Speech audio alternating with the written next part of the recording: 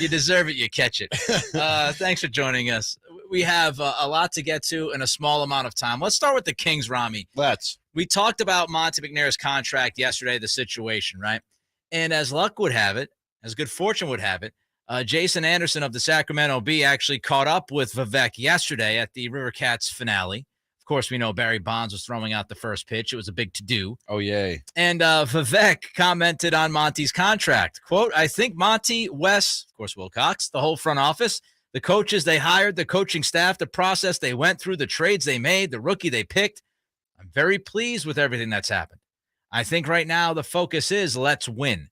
Now, that's the first of two comments I want to read to you, Robbie. But the first thing that jumps out at me is if you're very pleased with everything that's happened, why do you not give the guy a contract extension? You're pleased enough that you're letting him keep his job for another year. Right. That's how pleased you are. You are so pleased. So pleased. You're so pleased that you're going to allow him. Fire this dude. I like that. You're so pleased you let him hire a head coach. That's how pleased you are. You are so pleased you're going to allow him the opportunity to be a lame duck GM. To be the Sacramento Kings general manager for at least another year. Thank you so much, Vivek. Thank you so much. Here's the second comment. I know it's been a long time, and I know that we haven't performed well on the court. We have the best fans in the world, and they deserve success. I think our future is really bright. I think we have an incredible front office. And I just stopped there. If you have an incredible front office. Incredible, I have a hard time. If you had. Yes. Let's say that you were the PD of the radio station, right? Yeah. You jump in my shoe. Yes.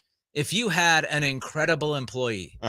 And their contract was coming up. Yeah. Would you sit there and go, you know, that employee is incredible? Man, that guy is incredible. They do incredible work, but do I really have to work on the contract right now? Can't I just wait and let that person get to become a possible free agent? I could make sense with the situation.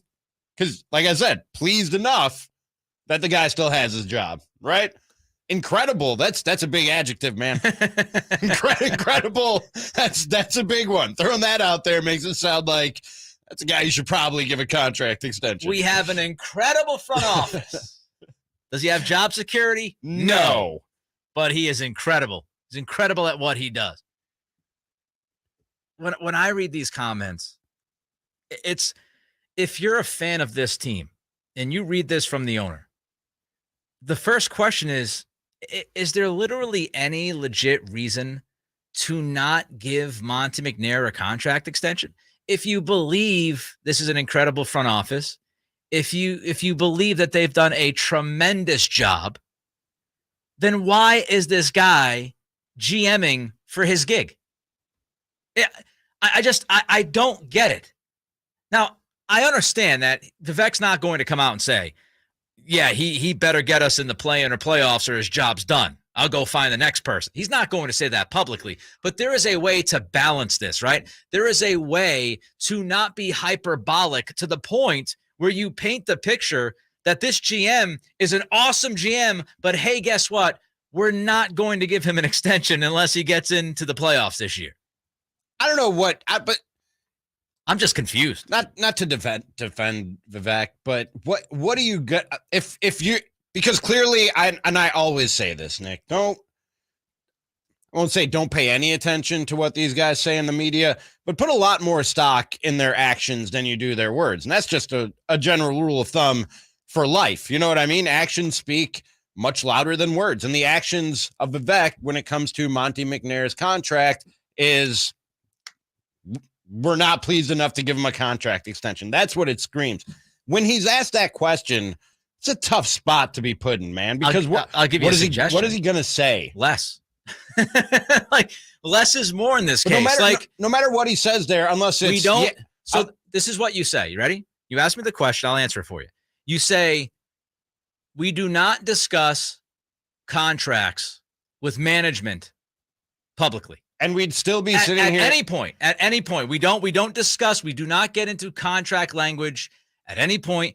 And I would say, okay, he knows what the deal is. He doesn't want to promise anything to anybody because they've got to get to the playoffs before this guy gets a contract extension, right? But to come out and say he's incredible, that they've done, such unbelievable work.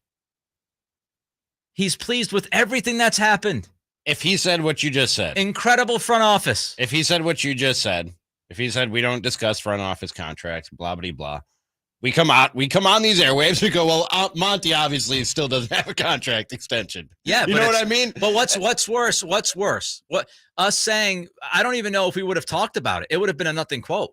I would have looked at it and said we he would have said talked nothing. about it. We would have said obviously Monty still doesn't have a contract. But we did that yesterday when Monty made it obvious he doesn't have a contract. Yeah. So I don't know if we'd be talking about Vivek's comments off of what we talked about yesterday. The fact that he said what he said to Jason Anderson is why we wanted to talk about it.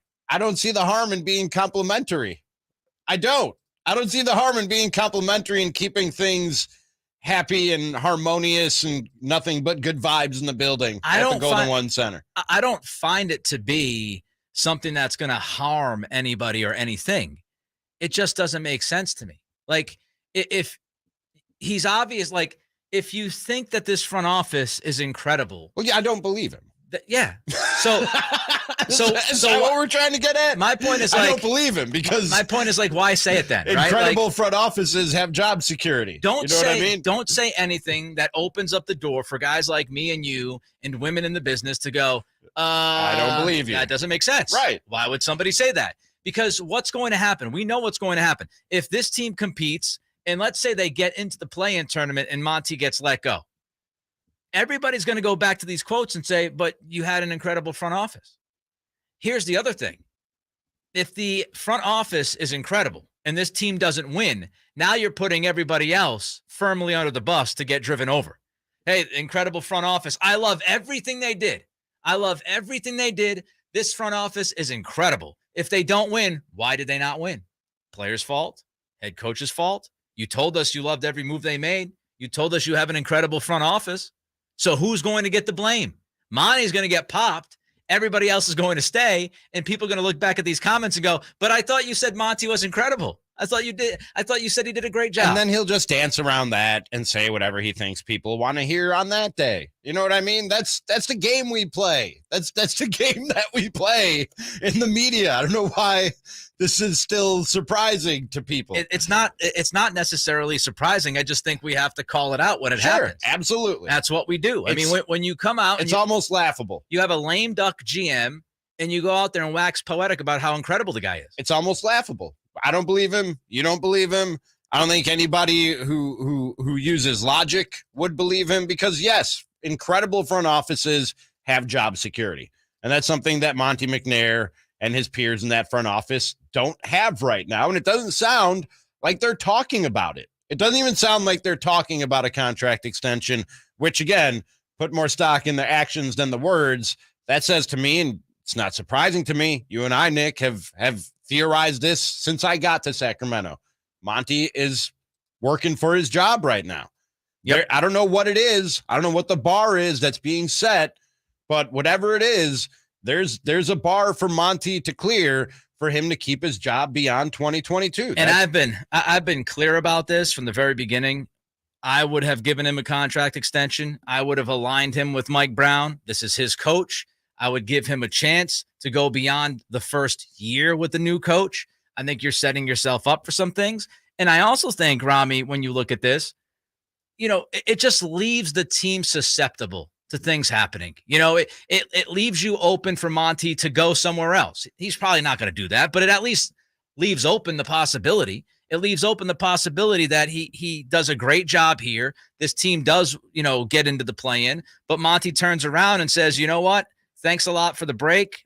I enjoyed it here in Sacramento, but Team X wants to hire me and give me a 5-year contract and give me security, and I'm going to go there. I tend to agree with you. I would give McNair an extension for the same reason you said. If I'm going to let him hire a head coach, then I'm going to at least give him 2 years of leeway before I give up on that tandem. And when I do decide to give up on Monte McNair, Mike Brown is going to go with him.